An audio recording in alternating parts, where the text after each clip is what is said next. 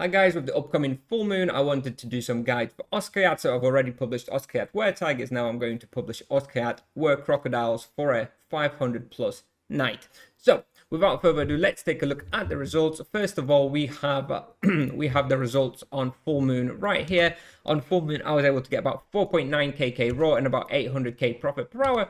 And non-full moon results, I was able to get about 4.1 kk raw and also about 800k profit per hour. Now I don't know how reliable this is. I think it's quite possible I just got a bit lucky there. I think, you know, the profit on non-full moon should be lower, so this is probably just a little bit elevated. Anyway, you can see the experience difference is about 20%, so definitely substantial. I do strongly recommend hunting here on full moon only as a night.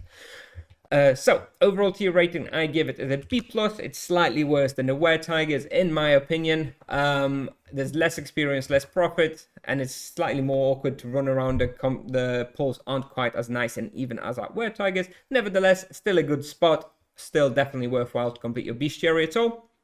I believe it peaks out somewhere about 5.2 kk raw around level 700 on full moon, but you will probably need to add -2 lap or at least 1 or 2 pulls if you want to, because when I was hitting this 4.9 kk raw and even this 4.1 kk raw on non-full moon, I was seeing breaks in the respawn already, so you can't pull much more than that on -1, because I was hunting on -1 only. If you want to get anything over 5 kk raw, so you will need to be adding something from -2. How to best do that, I'm not sure. Hopefully you can figure that out. Difficulty, I give it a 6.5 out of 10. It's easier than Weretigers, mostly because they're weak to ice, which at the moment of recording, it's easier for EKs to get a really strong ice weapon. The Soul Eater, Soul Shredder, Soul Maimer, no, what is the club one? Soul Crusher. You know, you've got some solid ice weapons. It makes this hunt a little bit easier than Weretigers in comparison. And yeah, it's you know, even with the equipment that I had, as you can see, it's not best in slot stuff. It's just Soul Eater plus some random cheap gear. I was able to hunt here relatively comfortably without too much difficulty. Definitely easier than Weretigers, I can say that much. With regards to bestiary, it'll take about 8.5 hours for Werecrocodiles and Ferals on full moon, and about 5 hours for the regular Werepanther. So you need level 500 plus, as I just mentioned. I recommend, you know, you can start a little bit earlier with like Spirit Fawn set if you have it. But I think somewhere around 500 is probably what I would recommend. You will need Grimvale quest, which up to basically all of it, you know, up to Oskayaat, you need to have completed the Edron and the Rasha sections. You will need an ice weapon. The monsters are quite weak to ice. And this specs in fact will be hunted by pretty much every vocation solo. I've hunted here on Paladin. You can see my guide in another video. It's also very good for a night. And also mages hunt here quite a lot as well, sorcerers and druids alike on both -1 and -2, so definitely a relatively reasonable spot for everybody.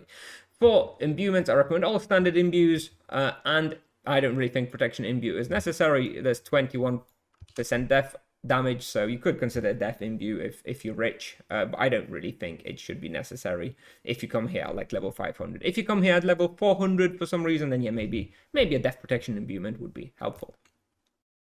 Moving on with regards to supplies per hour, I used about 2,200 strong manners and about 500 supremes. With regards to charms, I recommend Divine Wrath on Feral Werecrocodile, Freeze on Werecrocodile, and Low Blow on Werepanther, and just a standard T2 Exori Mass. This is a pretty much, you know, perfect spot for Exori Mass. You're just doing like nice little pulls of like 8-9 monsters. Pretty perfect for Exori Mass, so definitely that's the one I was using, and that's the one I recommend. And the character in the video is level 599 with 590 Knight with 127 Exile and no combat praise and no charms. And this will be the path. This is Werecrocodiles -1. So yeah, so you enter here on -1. Now I go here and I do a big pull in here. Then I try to do a pull usually somewhere in here. Then my third pull will somewhere be in this room. I pull all the monsters, do a pull in here.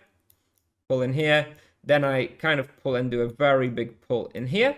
Now, one question, normally on full moon, if it's full moon, I just restart here and there's enough respawn. I just do these pulls. If you're hunting here on non-full moon, you will probably want to go further up here and do a small pull up here. Otherwise, you will run out of respawn. That's what I found. If you're running out of respawn, you want to consider maybe adding this little section there. On full moon, I did not need to do that, so I just went straight here. But if you find that you're breaking respawn, yeah, you might want to consider going there and getting an extra pull.